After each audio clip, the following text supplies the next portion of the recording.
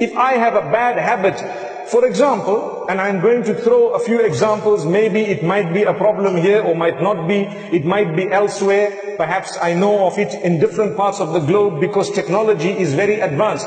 The problem of pornography that we have today, it is a fact that people sometimes have access to pornography on their phones or on the internet. Wallahi, it is our duty to change our lives. I want to tell you one story. I cry when I listen to the story. One boy, he passed away in a car crash. And this is in a Muslim country. And he was a boy who was hooked onto pornography. May Allah forgive him. But what happened is, he paid some money with his card in order to get weekly emails full of naked women. So his friends told him that, we don't want to all pay. Why don't you pay, and when the email comes to you, you can send it to us. So he had a group of so many friends. He used to send the email. Once it comes to him with all the pictures, he sends the pictures by email to his friends. So he was getting tired of forwarding, so he decided to use auto forward.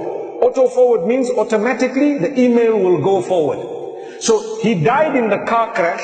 His friends were with him. They were shocked and they were really hurt that our friend has died. Some of them were involved in the crash, but they did not die.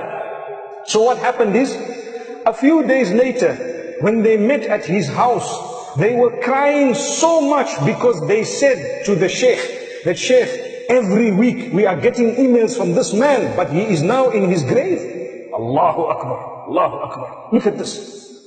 You see, so do we want this to happen to us? A person passed away, but because he put auto forward, it continued coming to him. They had to go back to the servers and they had to go back. It took a very long time before they had to cut, because they waited for the subscription to expire. But they were crying. They all learned a lesson. So I said that inshallah Allah will forgive him, because so many of you have stopped watching pornography because you learned a very big lesson. Subhanallah. So Allah can forgive him. We must not think bad about him. Allah is the judge.